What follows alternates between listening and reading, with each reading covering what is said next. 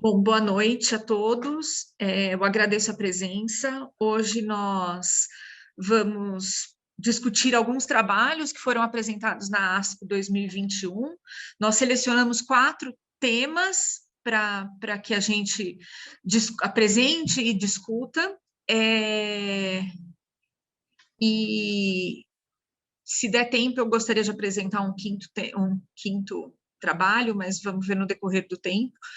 Eu acho que a gente poderia apresentar e depois, se a gente quiser fazer alguma discussão, alguma pergunta, a gente deixa para o final da apresentação. O primeiro a apresentar vai ser o Dr. Luiz Sakamoto, terapia celular em câncer pediátrico. E boa noite, Luiz. Podemos começar. Ok, boa noite a todos. Deixa eu só compartilhar a minha tela aqui com vocês.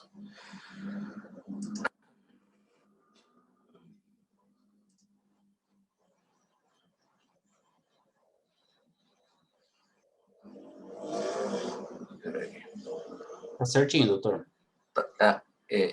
Vocês estão vendo uma barra em cima aí? Não, tá, só para o senhor aparece. Ah, tá. Não, tá bom. Tá joia, então. Então tá bom.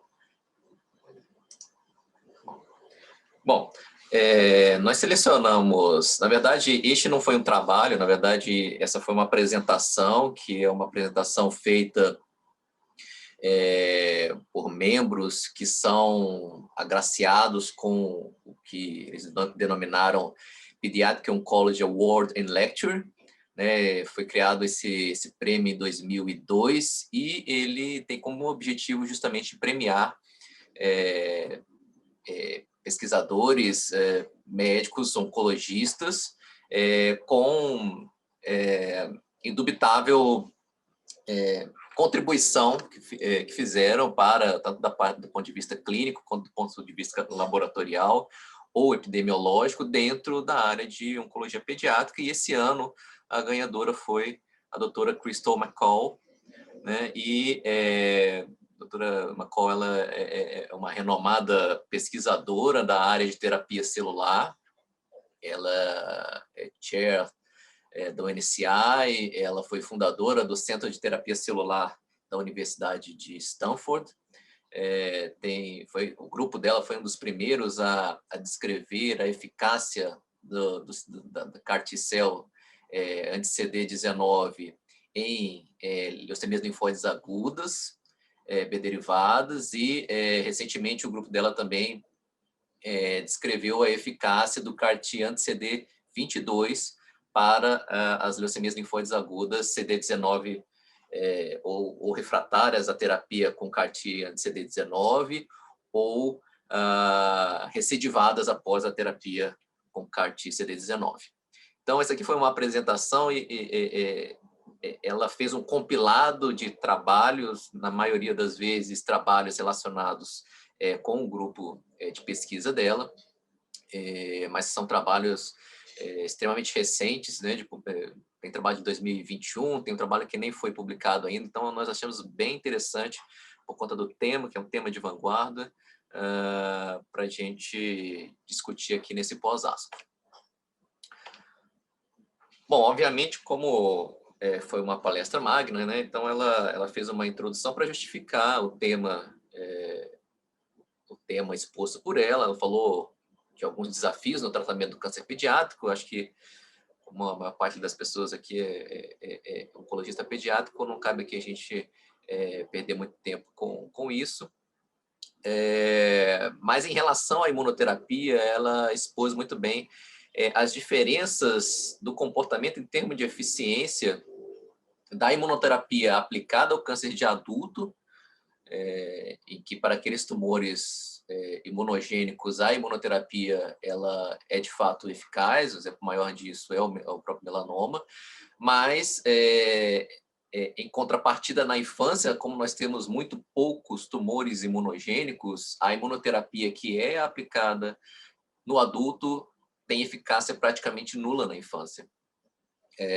Entretanto, o papel da imunoterapia na infância, ela incide principalmente no que diz respeito à terapia celular. Então, eu vou me me ater na apresentação dela, na parte em que ela fala da experiência, principalmente do grupo dela, com CAR-T em LLA-B derivada, e na terapia celular com CAR-T para tumores sólidos pediátricos. Só para aqueles que não têm muita familiaridade com o tema, isso aqui é um breve esqueminha, um breve resumo do que é feito, os passos que se deve seguir para a realização dessa terapia com CAR-T-cell. Obviamente que você tem que ter o primeiro pré-requisito, é você ter um paciente com critérios para a realização da terapia celular. Então, o critério é você ter uma doença que tenha, cujo tumor ou cujas células neoplásicas tenham um marcador atingível pelo receptor quimérico que vai ser inserido no linfócito T. Então, tendo esse tipo de doença, o paciente é submetido ao procedimento de aférese, a partir do qual serão isolados as células mononucleares do sangue periférico, linfócitos T ativados. Esses linfócitos T ativados, eles são, através de ferramentas de engenharia genética, eles são modificados de tal forma que eles passam a expressar justamente o receptor antigênico quimérico. E, na maioria das vezes, esse receptor quimérico ele tem uma porção extracelular, que é a porção que vai ser específica contra aquele antígeno neoplásico específico, e uma porção intracelular, que ela vai ser responsável aí por fazer a ativação dos mecanismos intracelulares de expansão clonal e de desencadeamento de toda a resposta citotóxica, dependente de linfócitos T. Esses linfócitos, então, modificados, eles sofrem uma primeira expansão in vitro e depois eles são infundidos novamente no paciente, o que se espera que exista a expansão também dentro do indivíduo e que esses linfócitos T modificados, eles tenham um certo grau de especificidade para a célula tumoral a ponto de fazer com que a neoplasia seja destruída. Isso foi muito bem exemplificado por ela. Isso aqui foi um paciente que eles trataram, os primeiros pacientes com LLA-B derivada recidivada, que ela mostra aqui nos gráficos de imunofenotipagem. Aqui, vocês veem que no primeiro dia você praticamente não tem linfócitos T detectáveis na amostra do paciente, e no 10º dia, 79% das células CD3 positivos, elas já são compostas por linfócitos T que possuem o receptor antigênico quimérico. Essa expansão clonal aqui, ela é responsável, então, aqui no gráfico de baixo, no primeiro dia vocês vejam que o paciente tem na medula 32% de células blásticas, CD19 positivo, CD34 positivo, e no 10º dia, então, você já não tem mais doença detectável, bem como você também não tem linfócitos B normais, né? Então, na verdade, essa terapia, ela é por isso que eu falo que ela tem um certo grau de especificidade, porque, na verdade, os linfócitos B normais do paciente também são destruídos por essas CAR-T cells. Isso demonstra também a alta eficiência de expansão clonal que a gente tem com o procedimento. Vejam que se parte de uma quantidade de 50 × 10⁶ de células T modificadas para um total de 1 × 10⁻11 de CAR-T no 10º dia. Então, isso gera uma expansão de cerca de 2.000 vezes a quantidade de células iniciais que são infundidas no paciente. E aqui, esse estudo aqui, muito recente, publicado em maio de 2021 na JCO, mostrando a experiência do grupo da doutora McCall com as CAR-T, não o CAR-T comercial, né, o Tisagen-Leclercel, mas com o CAR-T sintetizado pelo grupo deles, em que eles têm aí o follow-up de 50 pacientes tratados de 2012 a 2016, uma mediana de idade de 3,5 anos, em que eles observaram 18% de síndrome de liberação de citoquinas, graus 3 e 4, neurotoxicidade reversível em 45%. Eles tiveram uma taxa de remissão completa de 62%, com 90,3% de DRM negativa. O que é interessante a gente observar aqui nesse gráfico é que aqueles pacientes que eram tratados com CAR-T na primeira recidiva, eles tinham uma frequência de remissão completa significativamente maior do que aqueles que eram submetidos à terapia nas recidivas subsequentes. Então, você tem uma relação inversa entre a quantidade de terapias prévias e a chance do paciente apresentar remissão completa após o tratamento. Da mesma forma, o que é interessante a gente observar é que pacientes que tinham uma carga tumoral maior, eles apresentavam uma menor chance de apresentarem remissão completa quando comparados àqueles pacientes que tinham medula M1. E um outro conhecimento que advém dessa experiência deles é que o tipo de esquema de linfodepressão importa, de tal forma que aqueles que foram submetidos a esquemas de linfodepressão baseados em fludarabina e ciclofosfamida, sem sombra de dúvidas, tiveram taxas de remissão completa maiores. Nesse mesmo trabalho, um outro dado interessante é que aqueles pacientes que foram submetidos à terapia com CAR-T e, na sequência, foram submetidos a transplante alogeneico de medula óssea, esses pacientes apresentaram sobrevida livre de eventos significativamente maior do que aqueles que não foram submetidos à terapia, ao transplante de células-tronco, após a terapia com CAR-T. Ela também mostrou que a forma como você sintetiza esse receptor antigênico quimérico importa principalmente para como a imunocinética vai se dar em relação a essas células. Aqui a gente tem o exemplo do receptor quimérico que compõe a CAR-T comercial, né? Atualmente tem esse nome aqui, Kymra. E quando você faz o estudo da cinética celular desse produto, né, você vê que existe uma expansão das células TCD19 positivo e um tempo para exaustão dessas células que ela é significativamente maior do que quando você utiliza, por exemplo, uma molécula coestimulatória, o CD28, no lugar dessa molécula coestimulatória BB aqui. Então, dependendo de como você constrói esse receptor antigênico quimérico, neste caso aqui você tem um pico maior de expansão clonal, porém a queda, a exaustão, ela se dá mais precocemente quando comparado com o produto comercializado atualmente. Aqui é um outro trabalho, esse é de um grupo diferente, mas ele, na verdade, não foi nem publicado ainda, que mostra aqui a experiência com o CAR-T comercial. E, nesse caso aqui, foram 200 pacientes de 15 instituições norte-americanas com follow-up de 11 meses. E, para este grupo, utilizando o produto comercial, eles verificaram que 65% dos pacientes com LLA refratária ou recidivada apresentavam controle prolongado da doença após a utilização do produto.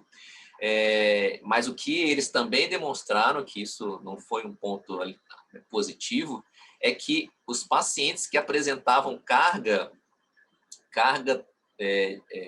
tumoral maior, e essa carga tumoral maior representada por mais do que 5% de doença medular, presença de blasto circulante ou doença extramedular, apresentava uma sobrevida livre de evento em 1 ano de apenas 34%. Então, significativamente menor do que os 65% daqueles que tinham carga tumoral menor. O que levanta a questão aqui, primeiro, de que este produto comercial ele não foi altamente efetivo para aqueles pacientes que tinham carga tumoral alta e levanta a questão de se nós podemos, de alguma forma, prevenir essa recidiva após a terapia com o transplante allogeneico de medula óssea. Quando esses pacientes recidivam após a terapia com CAR-T-CD19, normalmente, em 50% dos casos, eles recaem com uma doença que ou ela não expressa mais o CD19, né? Aqui, dando esse exemplo aqui, vejam que pré-tratamento com o CAR-T, você tem blastos CD19 positivo e CD22 positivo, e quando o paciente recai, você tem blastos que são apenas CD22 positivos, o paciente perdeu aquele alvo antigênico que seria o alvo dos CAR-T.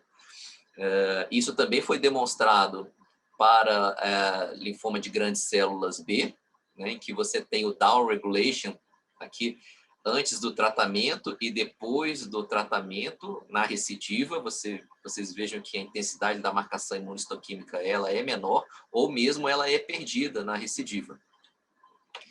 Então, a solução para isso é você tentar um tratamento com um outro alvo. No caso das LLAs-Bs, com CD22 positivo, você pode sintetizar um receptor antigênico quimérico acoplado a um anti-CD22, que é o que o grupo da doutora McCall fez e publicou em 2018. Então, aqui é a experiência deles no estudo fase 1, e aqui o exemplo de dos estudos de imunofenotipagem, em que vocês vejam aqui nesses gráficos de baixo que no D1 da infusão você não tem células expressando o receptor antigênico quimérico com anti-CD22, e nos dias subsequentes você já verifica essa positividade, essa expansão clonal, que se relaciona com a presença de blastos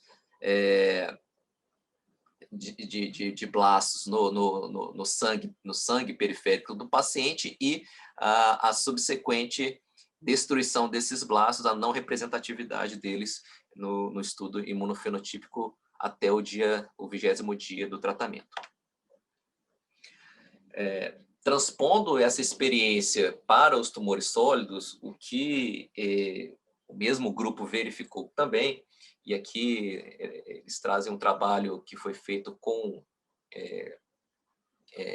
CAR-T direcionado para o ALK, é que esse tipo de tratamento, esse tipo de terapia celular, a sua eficácia depende muito da densidade do antígeno neoplásico alvo. Então, a partir do momento em que você tem aqui uma determinada densidade do ALK nas células tumorais, você tem uma elevação exponencial dos marcadores de citotoxicidade, que representados pelo interferon gama, TNF-alfa e interleucina 2.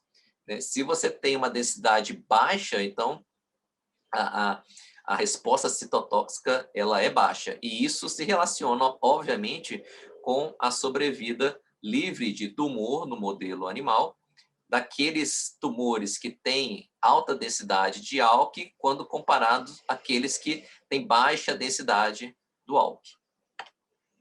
Isso pode ser um calcanhar de Aquiles, mas também pode ser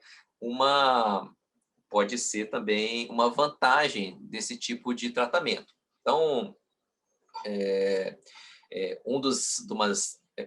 uma das linhas de pesquisa desse grupo é o estudo da aplicação desse tipo de tratamento em gliomas difusos de linha média, principalmente naqueles que possuem a mutação K27M da histona H3. Então, esse tipo de tumor, eles verificaram que existe uma alta frequência de hiperexpressão do GD2. Agora, o GD2, ele também é expresso em células cerebrais normais. Então, teoricamente, você não poderia utilizar uma CAR-T contra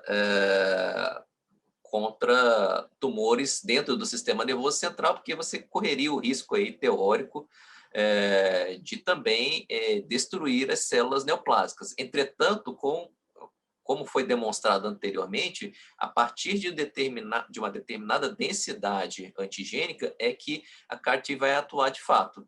E aí, no modelo animal, eles demonstraram que as CAR-T direcionadas para o GD2 foram capazes de eliminar o tumor sem trazer grandes repercussões patológicas no tecido cerebral normal do camundongo. E isso aqui é só o controle que eles utilizaram um outro CAR direcionado para o CD19, que obviamente não foi capaz de, não surtiu o mesmo efeito em termos de destruição tumoral. Esses dados, eles justificaram a utilização deste mesmo tratamento, do CAR-T anti-GD2, nos trials agora clínicos, de gliomas difusos de ponte e gliomas difusos de linha média espinhal. Então, é um estudo que está em aberto ainda, eles aplicam o CAR-T intraventricularmente, né? E eles, nos dados preliminares deles, eles demonstraram que em 3 de 4 pacientes, eles observaram uma redução do tamanho tumoral e principalmente melhora dos sintomas clínicos. Aqui, o exemplo de um paciente com um glioma de linha média espinhal, em que vocês vejam aqui no 47º dia uma redução de mais de 90% do volume tumoral, e nesse caso desse paciente 3 aqui, até que a resposta em termos de imagem não foi tão relevante assim, porém, em termos de sintomas neurológicos, o paciente ela praticamente não era capaz de comer adequadamente por conta do comprometimento trigeminal, e depois, no 21º dia, já era capaz de comer sanduíches, né? Ela citou algumas moléculas candidatas aí a serem utilizadas junto com as CAR-T, né? O exemplo para meduloblastomas, não WNT, não Sonic, né? Ou seja, grupo 3 e grupo 4 em neuroblastoma, a utilização deste antígeno aqui, GPC2, que se demonstrou hiperexpresso nesses tipos de tumores. Para os gliomas intrínsecos difusos de ponte, a utilização do GD2, a utilização do PAP-A em sarcoma de Ewing, que se demonstrou hiperexpresso nesse tipo de tumor em relação aos outros tipos tumorais, e a utilização desse antígeno aqui, o B7H3, para o teratoide rhabdoide, meduloblastomas, sarcomas, neuroblastomas e alguns tipos de leucemia mieloide aguda. É basicamente isso que eu tinha para falar, esse resumo dessa apresentação da doutora McCall, e acho que a gente pode deixar as discussões para o final, né? Obrigado. Obrigada, Luiz. É fantástico, né, ver a evolução. Bom, a gente deixa, então, as perguntas para o final, se todo mundo concordar, e a gente passa agora para a segunda apresentação, que é da doutora Luciana Trujillo. E o trabalho que a gente selecionou foi sobre a eficácia do naxitamab, que é um anti-GD2, para pacientes com neuroblastoma de alto risco, recaído ou refratário. Lu?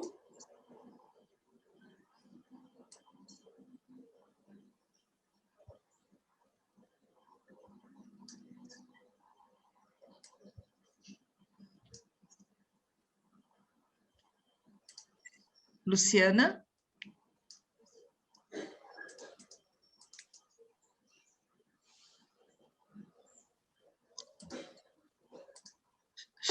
Oi, Vivi?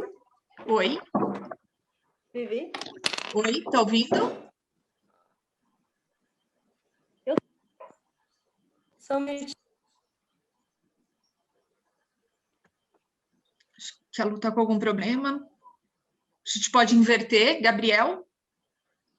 Oi, podemos, sem problema. Podemos seguir?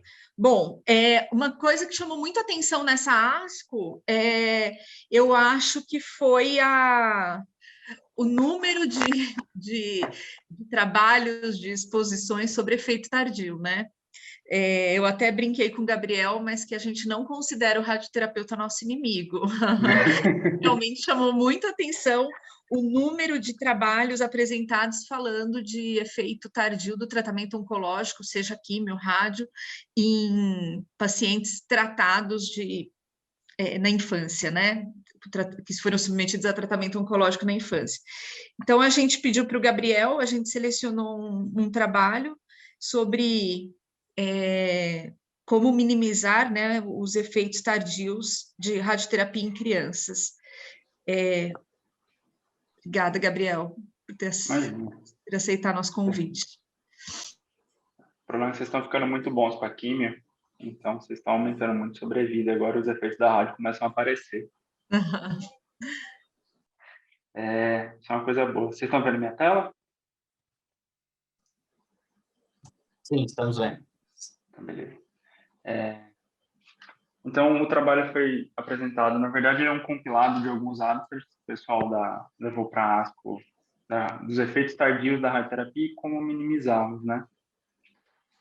É aquilo que eu falei brincando, mas é uma verdade feliz. A gente está melhorando muito termos de desfecho oncológico na população pediátrica. Consequentemente, esses pacientes estão vivendo muito mais e a gente está começando a ver muito mais efeito tardio dos tratamentos. Então, agora a gente também tem que começar a buscar formas de minimizá-los. Eu vou trazer para vocês 3 trabalhos que foram apresentados esse ano. Eles focaram, acho que, nos 3 grandes calcanhares de Aquiles da radioterapia, que é dose cardíaca, dose em tecido normal, neoplasia radioinduzida e o declínio cognitivo com a radioterapia. A gente já tem algumas evidências sobre o aumento do risco cardiovascular em populações tanto pediátricas quanto outros pacientes submetidos à radioterapia no tórax, pacientes de mama, pacientes de linfoma. Mas isso é extremamente importante nas crianças justamente por conta dessa sobrevida aumentada. Tá? Então, eu vou trazer para vocês um estudo que ele usou a população do Children's Cancer Survival. Eles fizeram um follow-up mais ou menos de 30 anos e eles levantaram os planos de tratamento antigos dos pacientes. Tá? Então, eles tentaram reconstruir a dose. Isso é um trabalho muito braçal, que tem que ser muito bem levantado, porque se refazer plano de tratamento de 12 mil pacientes é um trabalho bem minucioso. E eles usaram a população justamente que não foi submetida à radioterapia, eles mesmo grupo como um grupo controle. E o que eles encontraram? Que a incidência de eventos cardiovasculares, seja eles como forem, é relativamente baixa, dependendo da dose que você for usar. Se você usar doses que eles colocaram esse threshold de 10 grays, nos próximos slides eu vou mostrar que é um threshold bem importante. O impacto, aparentemente, ele não é importante como uma dose média olhando o coração como um órgão todo.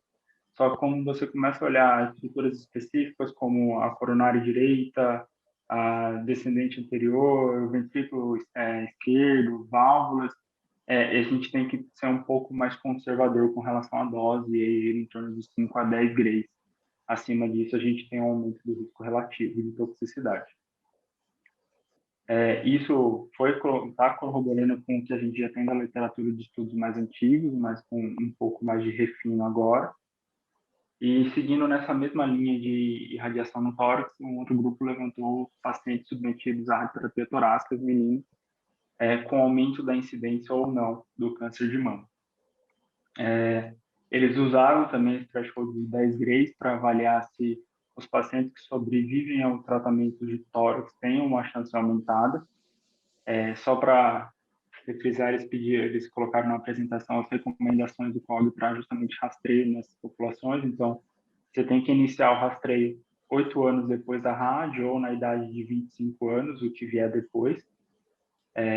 E eles utilizaram, os 3 trabalhos, eles utilizaram o mesmo grupo de pacientes, tá, o do Children's Survival, e eles fizeram uma cohort simulada de 5 milhões de pacientes, considerando que 100% delas tivessem aderido a um screening de câncer de mama, de acordo com o COG, com ou sem o autoexame de câncer de mama.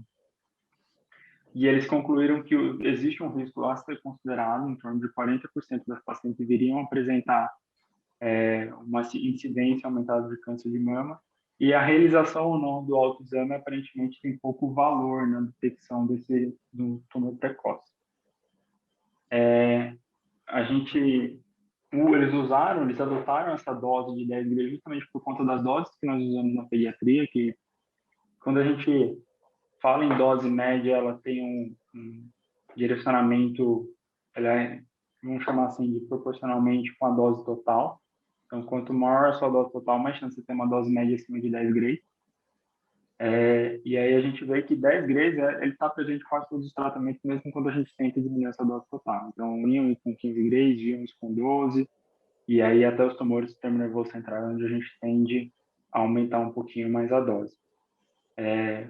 O Gates, ele trouxe essa dose de 5 a 10 gramas para a dose cardíaca e o ONG em torno de 10 gramas para o risco aumentado de câncer de mama.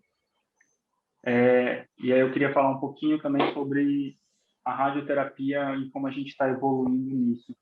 A gente brinca que na radioterapia a melhor forma de não dar dose é não fazer rádio, porque, infelizmente, principalmente na nossa realidade, a gente sempre vai ter alguma coisa de dose espalhada, por mais que a gente tende a ser conformado com a nossa dose.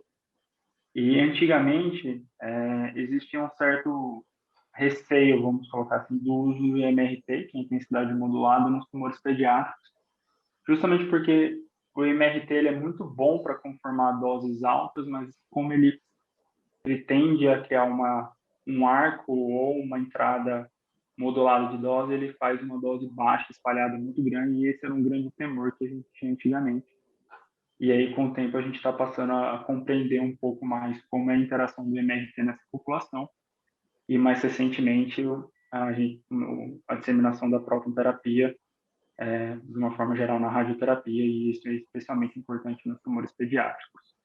A apresentação não ficou um pouquinho cortada, mas só para poder simplificar, o slide da esquerda, da direita, deveria ser a dose do contorno do MRT, mas o interessante é justamente esse histograma onde a gente vê o volume do coração com a dose recebida. O MRT, apesar de ele manter a mesma dose máxima de tratamento, porque, querendo ou não, você vai ter um volume muito pequeno recebendo a dose de tratamento com MRT, você consegue minimizar significativamente a dose média nos órgãos-alvos. Isso nem sempre é verdade, tá? Dependendo de proximidade com algumas estruturas, o tamanho do campo a gente não consegue, mas sempre em comparação com o 3D a gente vai ter pelo menos algum ganho aí, a gente consegue alcançar. O quanto que ele vai ser clinicamente relevante é que fica a dúvida. E aí vem a grande vantagem, que é inigualável, eu diria assim. Eles não são comparados, os fótons ainda vão ter o seu papel no tratamento dos tumores pediátricos, principalmente do sistema nervoso central, no caso de irradiação, mas em outras localidades o ganho assim ele é incomparável. Então, eles pegaram esse caso, na verdade, eles publicaram em 2017 porque foi um caso icônico de um paciente que foi submetido ao tratamento para meduloblastoma e ele evoluiu no longo prazo com uma toxicidade cardiovascular muito acentuada. Então, eles avaliaram o plano de tratamento original dele. Então, vocês veem que essa curva amarela é uma curva que é 30 grays, é mais ou menos metade da dose do tratamento, englobando uma porção considerável do coração, e eles reconstruíram esse plano para avaliar como é que isso seria se esse paciente tivesse sido tratado com próton-terapia. Então, a gente pode ver que as doses de tratamento, elas praticamente não saem do canal medular, e se a gente for considerar até o corpo vertebral mesmo, a gente ainda tem menos doses saindo.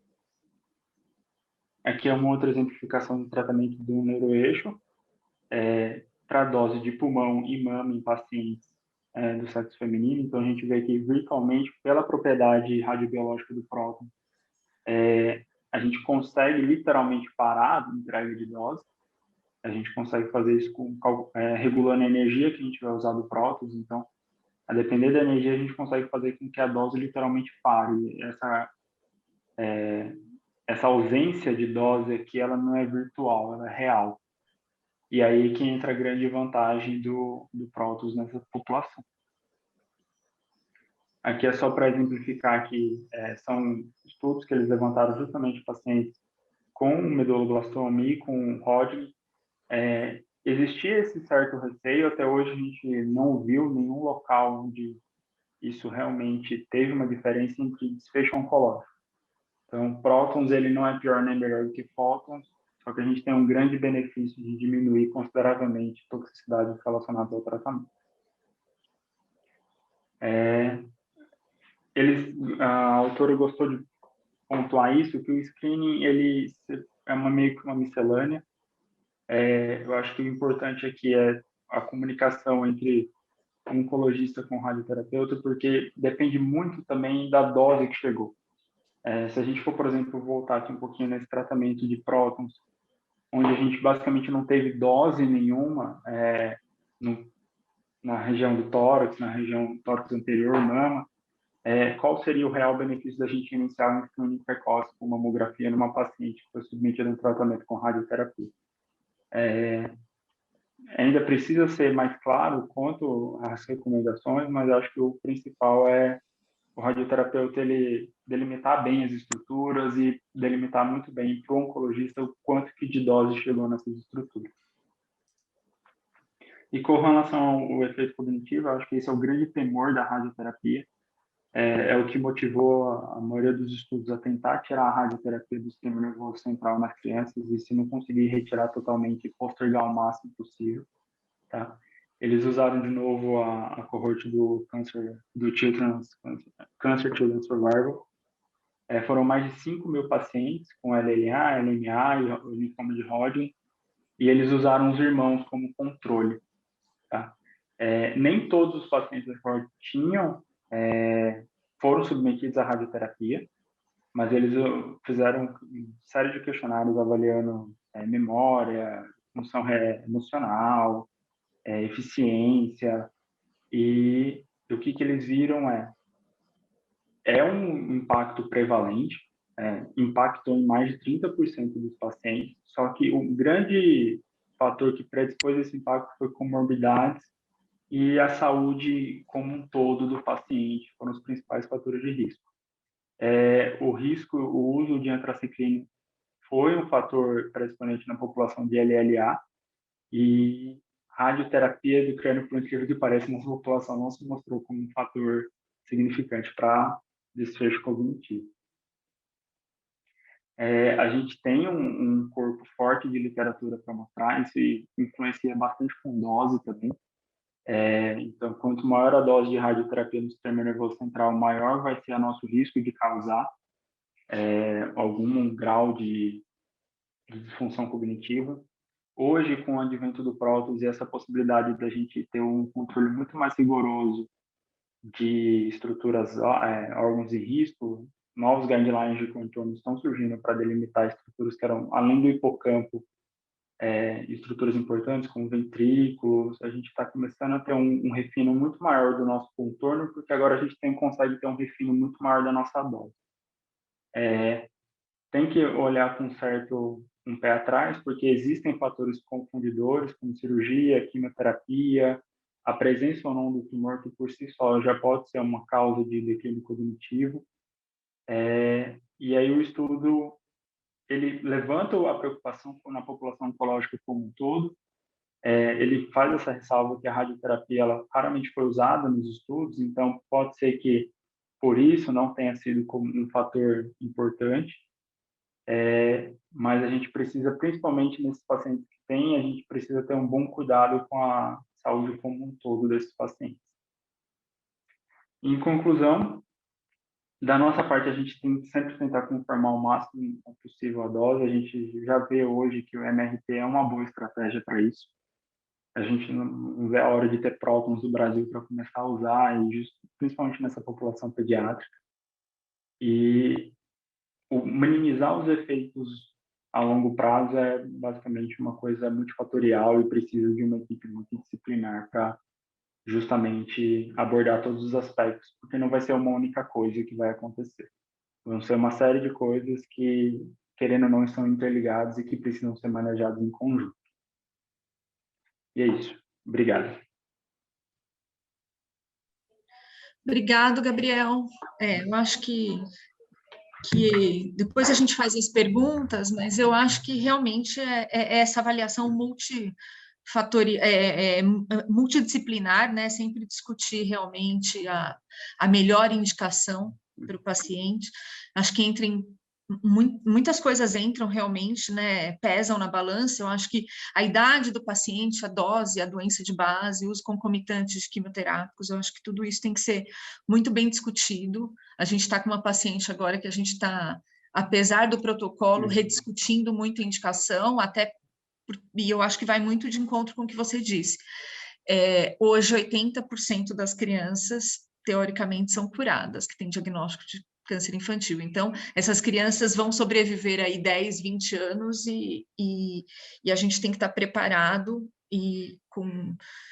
para a gente, né, dar a melhor abordagem para esses pacientes com efeitos tardios. E eu acho que o grande medo são as segundas neoplasias, né, os segundos primários, daí entra, né, também os tumores radioinduzidos. Acho que a gente discute isso. Então, eu vou compartilhar aqui a minha tela. Bom, um dos estudos que a gente selecionou foi esse estudo apresentado pelo grupo italiano. Está tudo certo com o meu áudio.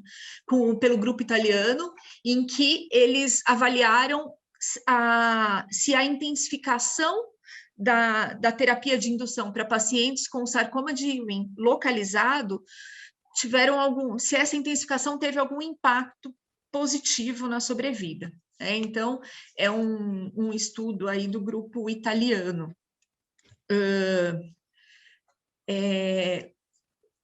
Sempre há, né, essa dúvida se, tanto nos estudos europeus quanto nos estudos americanos, sempre há essa sugestão de que a intensificação da indução pode ter um impacto positivo na sobrevida. Então, nesse estudo, eles randomizaram 2 esquemas, um que é o braço standard, né, que é usado hoje como padrão para o grupo italiano, e randomizaram com um braço mais intenso de quimioterapia nessa primeira fase de indução pré-controle local.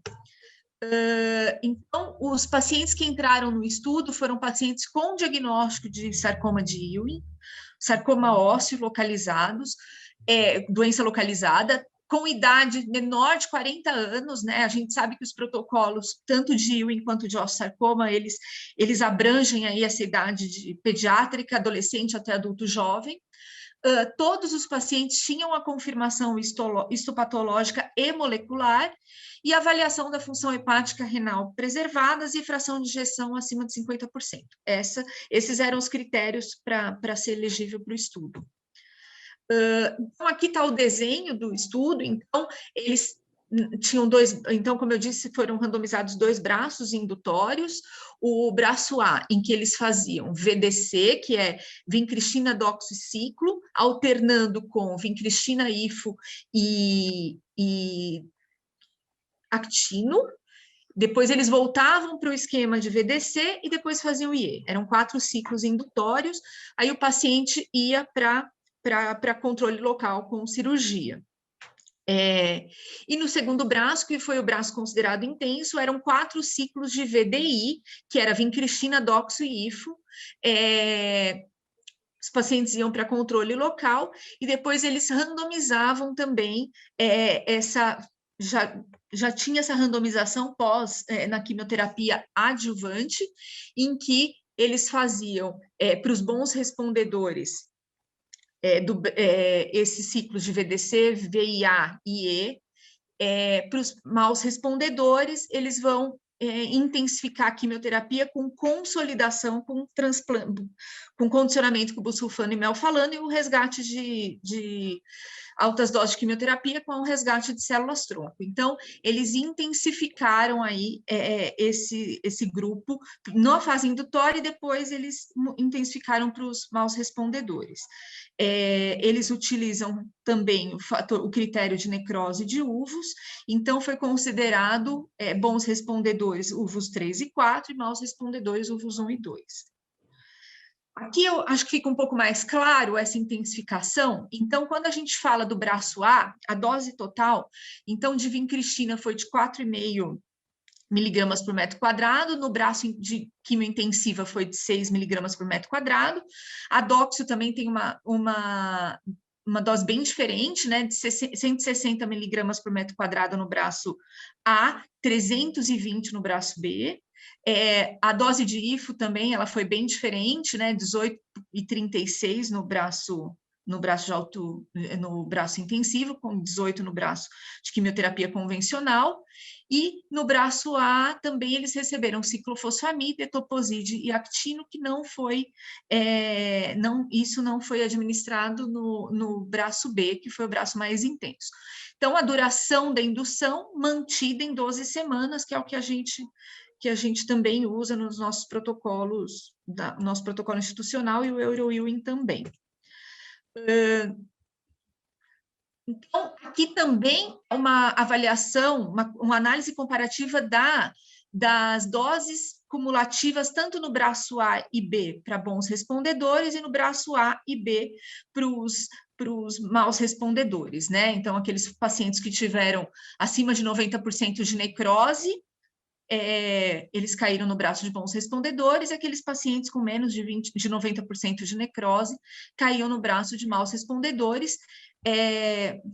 A gente consegue ver aqui também que teve aí uma diferença importante aí de intensificação para os pacientes que foram maus respondedores, e a duração de tratamento também teve essa diferença, mas a gente tem que lembrar que os pacientes que foram considerados como maus respondedores, eles, depois da quimioterapia convencional, eles foi indicado para eles transplante autólogo de medula como consolidação do tratamento. O objetivo primário do estudo foi, então, a avaliação da sobrevida livre de eventos, e como objetivo secundário foi a avaliação da sobrevida global e a análise de toxicidade, análise comparativa entre os braços.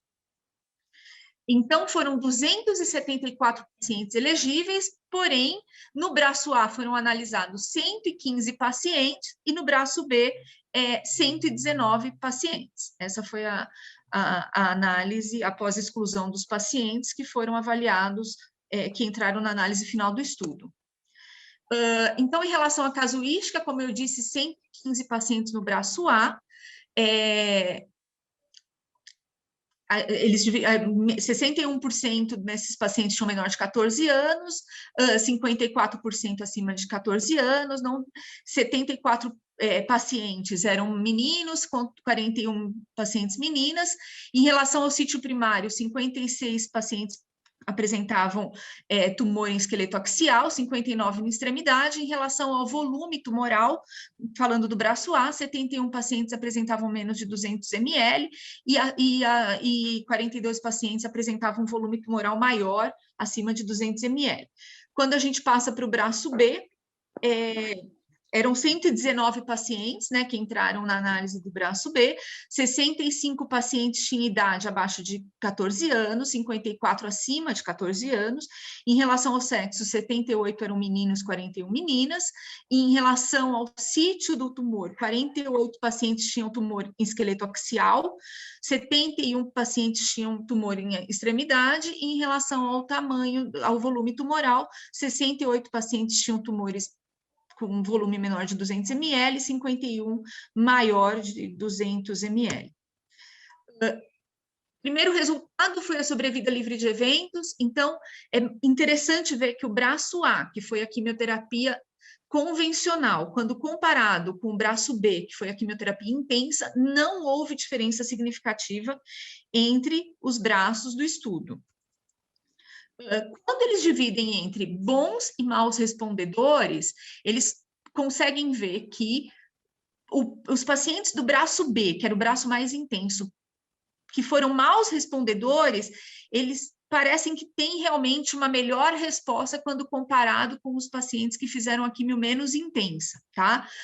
Isso é uma análise que ela até relata na apresentação do estudo, mas a gente consegue ver que realmente não teve aí uma diferença estatística na curva.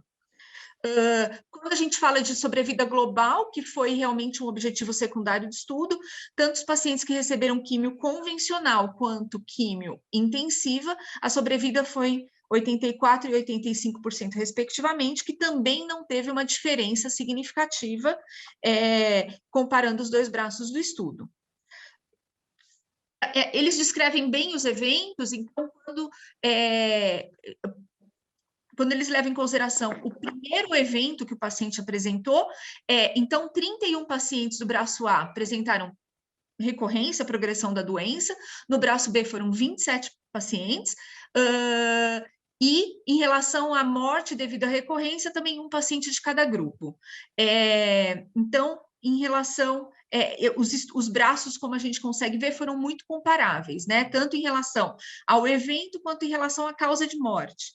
Eu acho que é o mais interessante nesse estudo, que eu acho que que realmente eu acho que era a gente já tinha essa previsão, até pela intensidade de dose de quimioterapia do braço B, é que realmente os pacientes que receberam a quimio mais intensa apresentaram maior grau de toxicidade. Então, tanto hematológica quanto gastrointestinal, toxicidade infecciosa foram apesar do grupo dos pacientes que estavam no braço A também apresentarem, quando a gente olha grau 3 e 4 de toxicidade, os pacientes que estavam no braço de quimio intensa apresentam uma maior frequência, maior porcentagem de toxicidade severa. Então, como conclusão, não houve diferença entre os dois braços, tá? Então, tanto a quimioterapia convencional quanto a quimioterapia intensa, tanto a sobrevida livre de eventos quanto a sobrevida global foi semelhante. Para os pacientes que foram bons respondedores, os resultados são muito similares, mas como ela mostrou na curva, a sobrevida livre de eventos para os pacientes que foram maus respondedores, parece que os pacientes que receberam quimioterapia intensificada tiveram melhor resposta. Mas, como conclusão, realmente, desse estudo do grupo italiano, é que a intensificação da indução para pacientes com sarcoma de Ewing localizado não resultou em melhora da sobrevida, e que realmente o que eles colocam que o esquema usado pelo Euro-Ewing é realmente o protocolo de escolha, a base dos protocolos para tratamento de Ewing, que é o que a gente usa também no protocolo latino-americano, que é alternando VDC com IE. E que realmente, para confirmar que há uma melhor sobrevida para esses pacientes que foram maus respondedores, que receberam quimio intensa, precisa realmente de um número maior de pacientes e uma colaboração internacional para tentar responder e confirmar essa pergunta. Eu vou apresentar um segundo estudo também, que eu achei muito interessante, esse aqui. É rápido, a gente não vai ter atraso. Tô compartilhando? Não, né? Não, peraí. Agora parou. Coloca de novo, por favor. Esse. Eu acho que essa é uma mensagem que eu acho que eu gostaria de deixar, que eu acho que a gente teve muitos trabalhos falando dos avanços de terapia celular, né? Eu acho que o Luiz apresentou muito bem, e realmente é surpreendente a evolução nesse campo. Chama muita atenção na ASCO também as apresentações sobre efeitos tardios, até por isso que a gente pediu a participação do Gabriel, e realmente ele mostrou muito bem como essa integração entre o oncologista e o radioterapeuta tem que estar muito, essa integração tem que estar muito certa, muito correta. E eu queria falar de um estudo que realmente, para mim, eu acho que a gente tem essa ideia, mas eu acho muito interessante ver isso mostrado num estudo com resultados tão bem definidos. Então, a associação entre o atraso nas principais fases do tratamento de paciente com Ewing localizado e o impacto que isso tem de uma maneira desfavorável na curva de sobrevida desse paciente. Eu acho que isso é muito interessante para a gente entender a mensagem desse trabalho. Então, eu acho que é inegável, né, que o diagnóstico dos pacientes com sarcoma de Ewing tem melhorado nas últimas décadas, porém, eu acho que existe aí um platô, né, a gente chegou num platô há algum tempo em que realmente não há novas drogas, e a gente realmente chegou nesse resultado, o que justifica que há realmente espaço para melhorias adicionais, um melhor entendimento da biologia do tumor e também um desenvolvimento de novas drogas, né? Principalmente a partir do momento que a gente consiga identificar aí esses possíveis fatores moleculares que seriam alvos terapêuticos. Alguns biomarcadores preditivos e prognósticos têm sido identificados, mas numa minoria de pacientes, e o objetivo desse trabalho foi avaliar o impacto do atraso em diferentes fases do tratamento de pacientes com sarcoma de Ewing no prognóstico dos pacientes. Então, esse estudo é do EuroEwing, foram 692 pacientes avaliados, o critério de inclusão foi doença localizada e pacientes que eram, como controle local, exclusivamente tratamento cirúrgico, porque isso foi um dos pontos avaliados no trabalho. Então, eles colocam como intervalo entre a biópsia e quimioterapia 14 dias, entre a cirurgia, entre a quimioindutória e a cirurgia, entre a biópsia, desculpa, está escrito errado, entre a biópsia e a cirurgia, eles colocam aí que teve uma variação muito grande, o intervalo entre a quimio neoadjuvante e a cirurgia de 141 dias, que também é um intervalo grande, e o intervalo entre a cirurgia e a quimioadjuvante de 17 dias. Ele vai detalhar um pouco disso. Então, qual é o desenho do EuroEwing, né? Então, os pacientes, eles fazem a quimioterapia aí baseada no VID, 6 ciclos, o paciente vai para a cirurgia e depois eles têm uma randomização. Mas o que é mais interessante nesse estudo, e que foi o objetivo, é avaliar esses intervalos entre biópsia, início de quimioterapia neoadjuvante, indicação cirúrgica e a retomada da quimioterapia adjuvante. Então, entre a biópsia e o início da quimioterapia neoadjuvante, eles viram que, quando esse intervalo era menor que 22 dias, tinha realmente um impacto positivo na sobrevida, tanto na sobrevida livre de eventos, quanto na sobrevida global. Eu acho que a mensagem disso a partir do momento que você tem um paciente que tem um diagnóstico de Ewing, ele tem que ser encaminhado rápido para um centro de tratamento, tá? Às vezes o paciente, não é incomum a gente pegar paciente que fica mais de 1, 2, 3 meses aguardando ser atendido por um serviço de referência. Então, entre a biópsia e o início da químio, foi significativo esse intervalo. Entre o início da quimio neoadjuvante e a cirurgia, quando esse intervalo foi menor de 150 dias, quando comparado com um intervalo maior do que 150 dias, também teve um impacto positivo, tanto na sobrevida livre de eventos, quanto na sobrevida global. Então, manter o intervalo e eu acho que uma mensagem também muito importante disso é a equipe estar integrada. Então, não adianta a gente começar a tratar um paciente que tem um Ewing e a gente vai falar para o ortopedista, para o cirurgião oncológico, na última quimioterapia neoadjuvante. Realmente tem que ter todo um planejamento cirúrgico para que a gente não tenha atraso, né? A gente sabe que tem os momentos de avaliação radiológica, mas a gente tem que estar muito integrado para que a gente consiga cumprir esses intervalos. O atraso é mais frequente em centros que têm um pequeno volume, né, quando comparado com centros que já têm uma expertise no tratamento, em que as pessoas entendem que é importante que os intervalos sejam respeitados e que a equipe esteja integrada. E o intervalo também entre a cirurgia e o reinício da quimioterapia adjuvante, quando esse intervalo foi menor do que 3 semanas, 21 dias, teve uma diferença significativa na sobrevida livre de eventos e na sobrevida global. Então, realmente, acho que estar familiarizado com o manejo desse paciente para que você tenha menor taxa de complicação pós-operatória e esse paciente retome a quimioterapia mais rápido, então teve um impacto positivo na sobrevida desses pacientes. Então, na análise multivariada, o que foi, em relação à sobrevida livre de eventos, o que foi realmente significativo foi a resposta histológica, o intervalo entre a quimioterapia, o início da quimioterapia neoadjuvante e a cirurgia, e o intervalo entre a cirurgia e o início da quimioadjuvante. E isso a gente também vê em relação à sobrevida global. Então, realmente, são critérios que realmente têm um impacto bem positivo.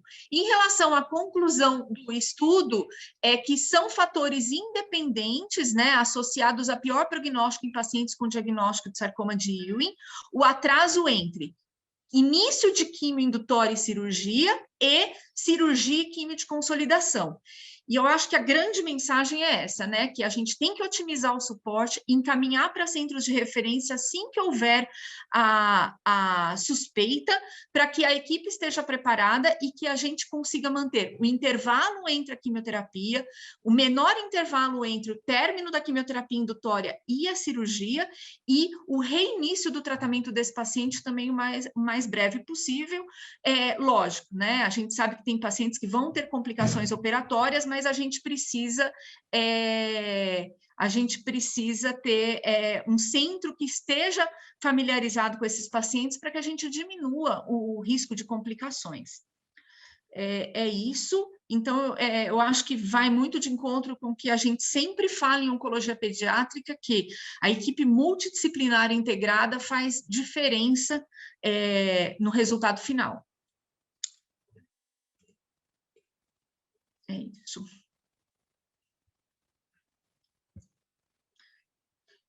Eu acho que a Lu teve um problema teve algum problema, ela até me escreveu aqui, mas eu acho que a gente poderia abrir para alguma discussão, não sei se alguém quer fazer algum comentário.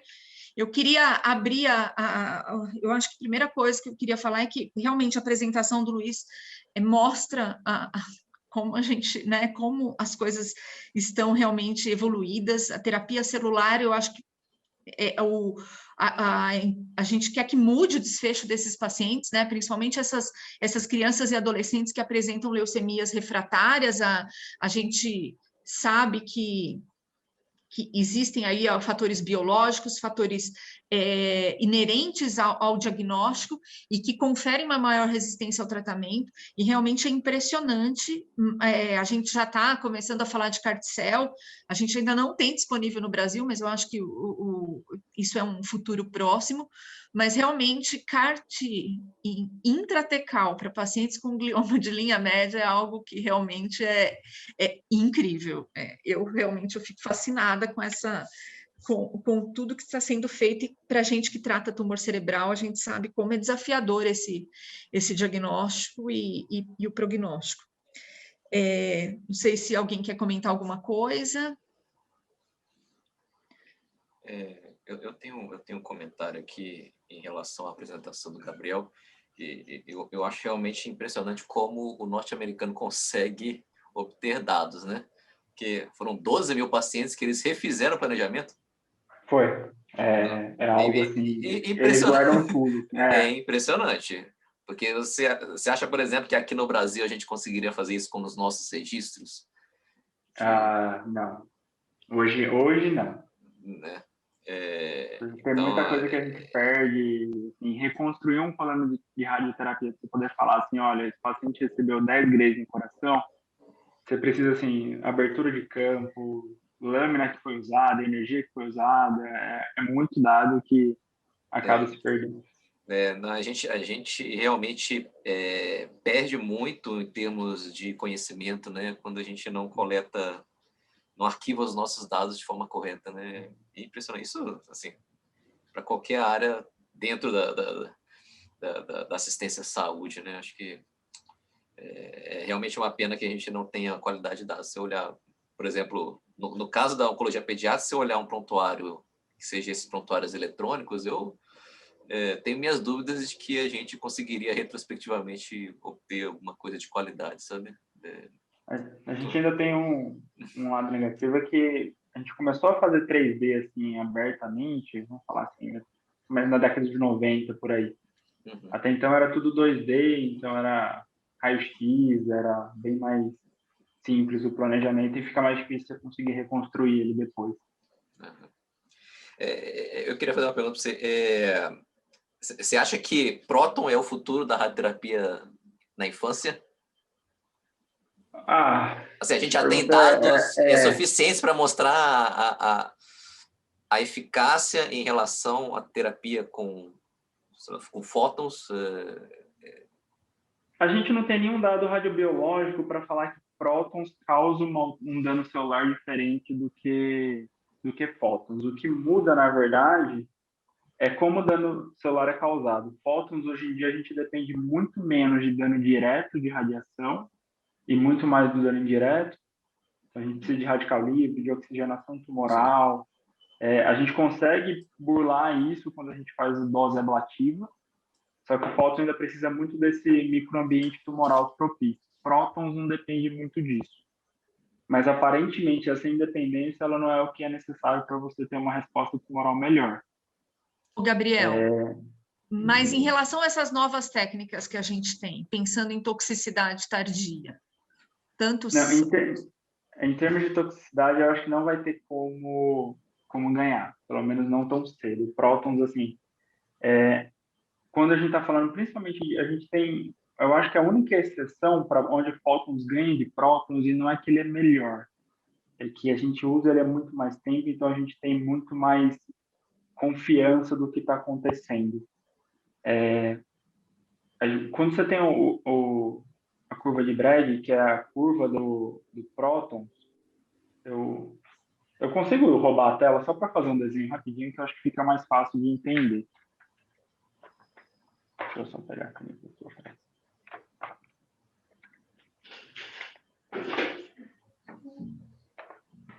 Yeah.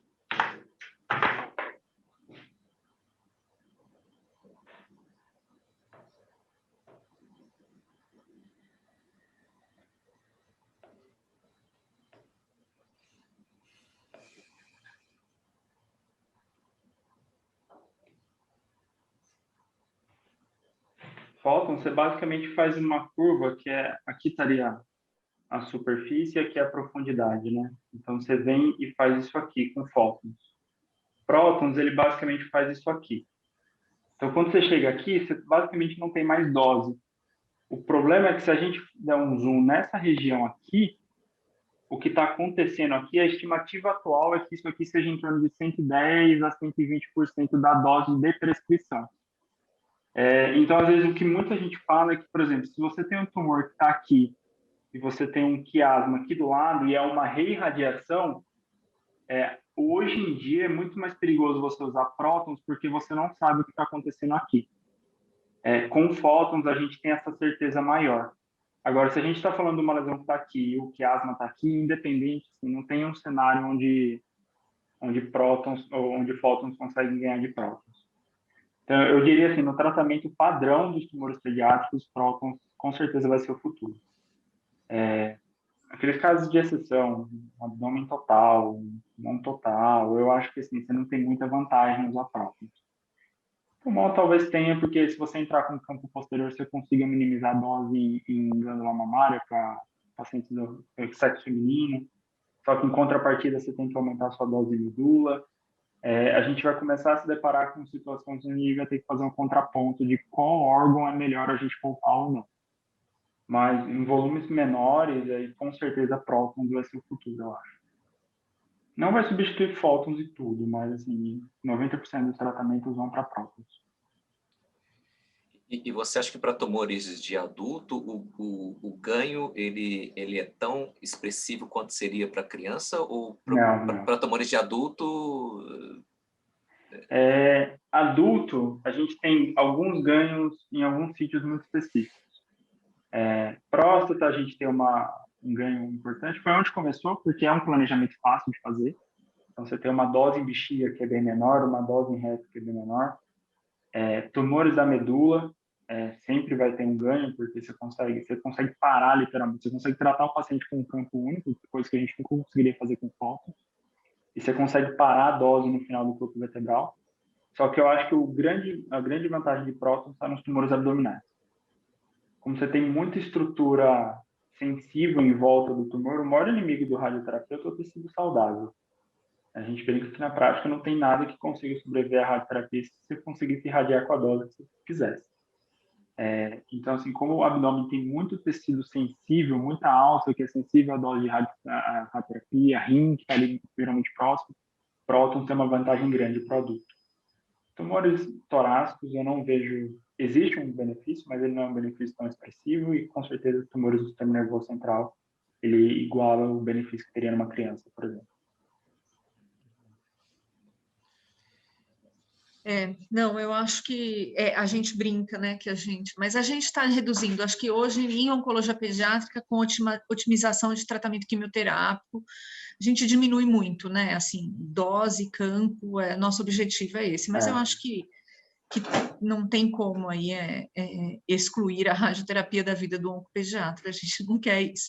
Mas eu acho que é otimizar e eu acho que é o que você disse, sentar e definir, né, o que é melhor para aquele paciente. Exato. A gente está numa discussão atual de uma paciente, uma menina com 11 anos, que tinha uma doença, um Hodgkin extenso, né? E que realmente hoje o nosso ponto ela respondeu muito bem ao tratamento e a gente vai seguir fielmente o protocolo ou vamos rediscutir, porque essa paciente tem uma perspectiva de vida aí de 40, 50 anos, né? E a gente tem que pensar em toxicidade tardia.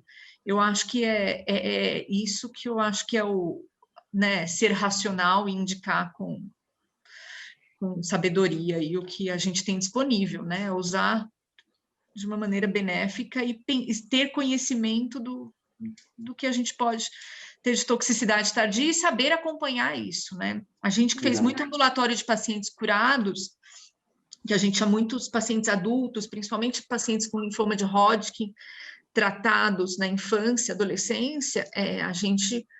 olhando para década de 80, quando esses pacientes receberam radioterapia, a gente tem uma ideia que realmente a toxicidade tardia daquela época é muito severa, né?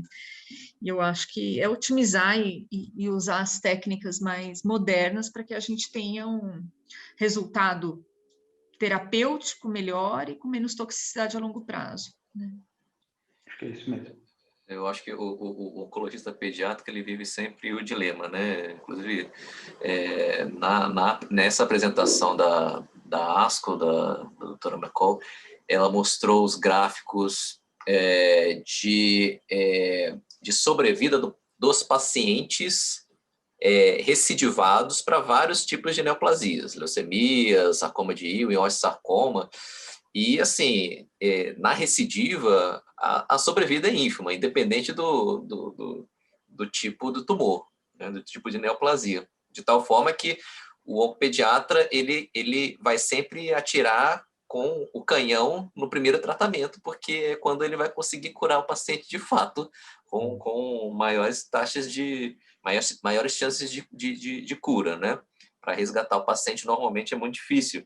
E aí você vive aquele dilema, bom, eu vou tratar, né, vou tirar com a bala de canhão, mas, ao mesmo tempo, os gráficos de incidência de efeitos adversos ao longo prazo, eles são crescentes, né, com o decorrer da idade do paciente. Então, ela mostra lá as curvas de incidência de eventos adversos em pacientes curados com câncer, que numa crescente, né? É interessante ela mostrar também do osteosarcoma que ela é um constante, porém um constante alto, né? O paciente tem evento adverso desde o início do término do tratamento, né?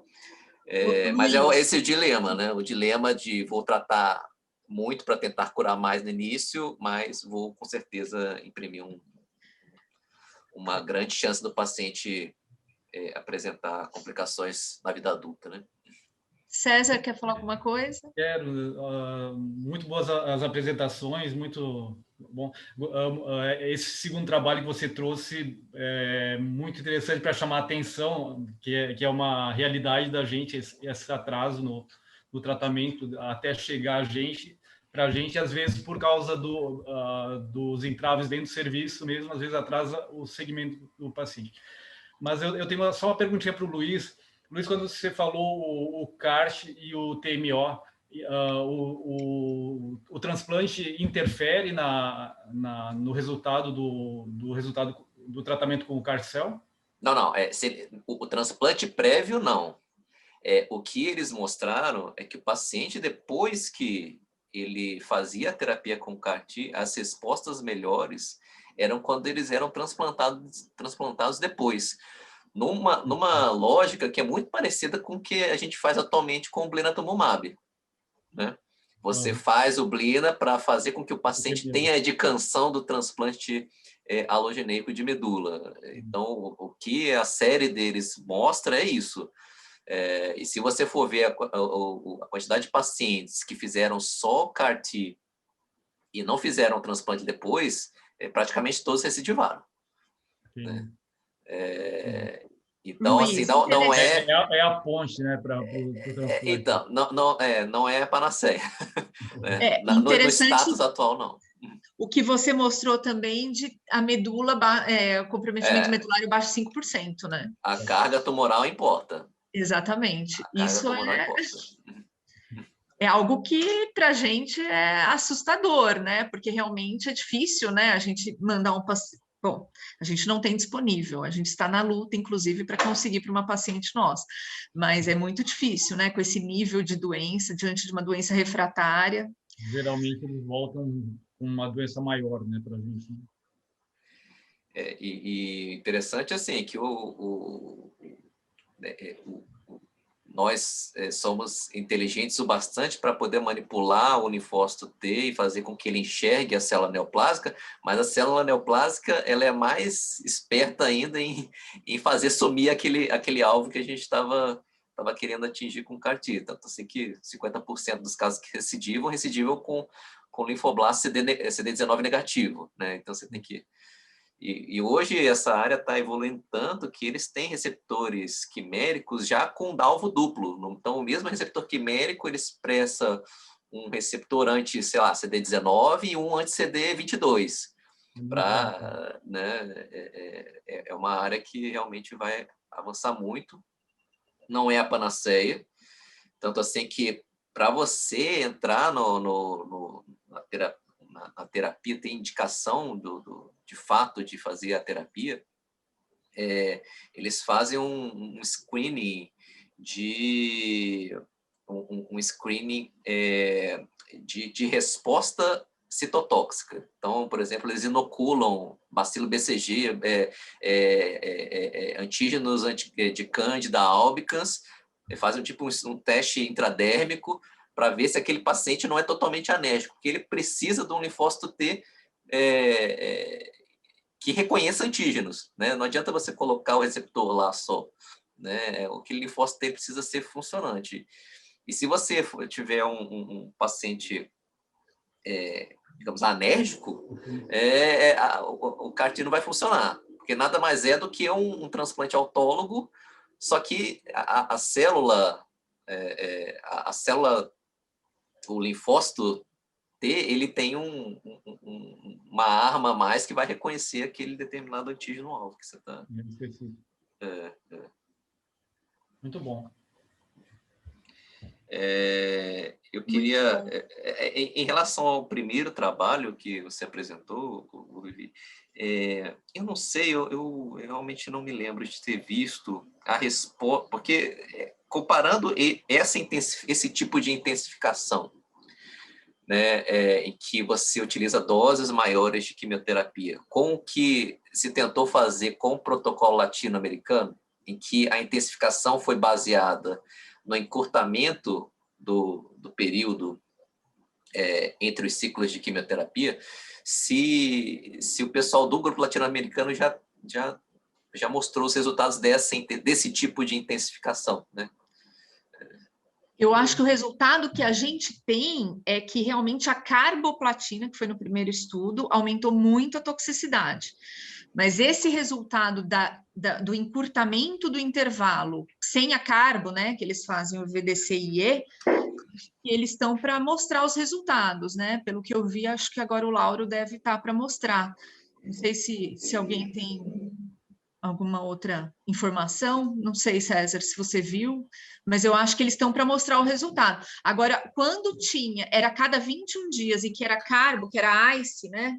Eles faziam os 4 primeiros ciclos e 2 deles era com carbo no D1. Realmente aumentou muito a toxicidade e não teve maior índice de necrose no controle local.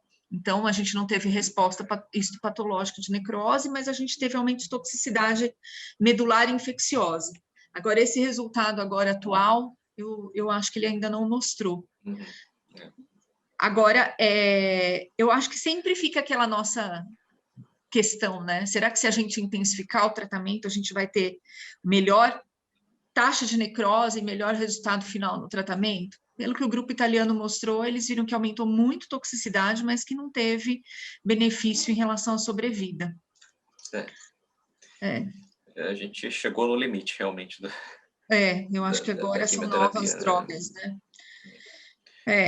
Bom, gente...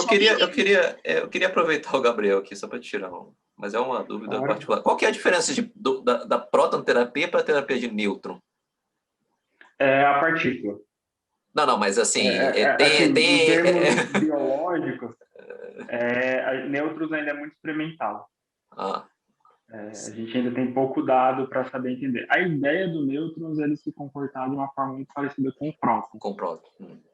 Que é aquela curva que eu mostrei, de você dar a dose até onde você precisa e ela parar. Nêutrons, carboíons, prótons, todos eles funcionam mais ou menos iguais. Você tem umas diferenças na distância entre uma interação e outra. Prótons é o ideal, que a distância entre uma interação e outra de prótons é exatamente a distância entre uma hélice e a outra do DNA. Carboíons, nêutrons, eles geralmente ultrapassam, né? Que a gente fala que ele tem um LET maior porque ele ultrapassa esse diâmetro. Mas a ideia é que todos interagem da mesma forma.